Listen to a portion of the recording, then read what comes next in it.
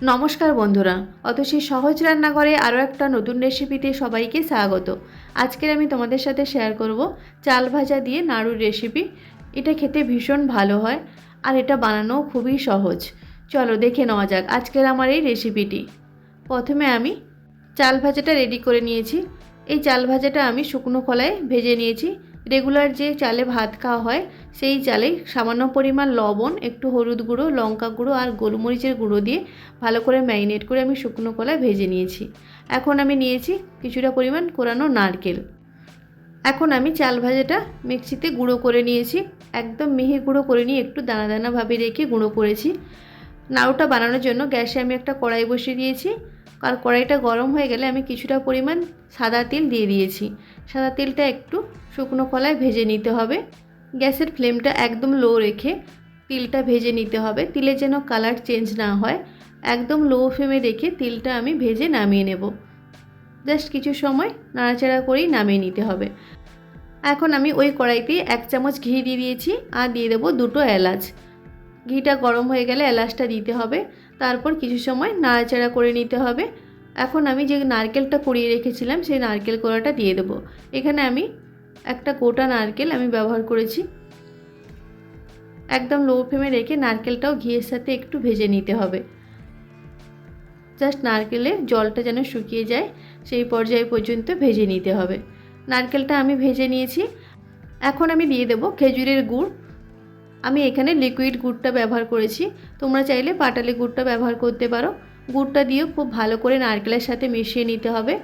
আর গুড়টা দেওয়ার পর গ্যাসের ফ্লেমটা মিডিয়াম ফ্লেমে করে দিতে হবে। মিডিয়াম ফ্লেমে রেখে গুড়টা ভালো করে নারকেলের সাথে মিশিয়ে নিতে হবে। গুড়টা দেওয়ার পর অনবরত নাড়তে হবে, না হলে কড়াইতে লেগে যেতে পারে। যখন গুড়টা নারকেলের সাথে মিশে এরকম ঘন হয়ে যাবে, একটা চিটচিটে ভাব চলে আসবে, তখন দিয়ে দিতে হবে ভেজে রাখা তিল। এখানে একতার বা দুতার সেরকম কিছু করতে হবে না, একটু গুড়টা চিটচিটে হলেই হবে। তিলটা দিয়েও খুব ভালো করে মিশিয়ে নিতে হবে।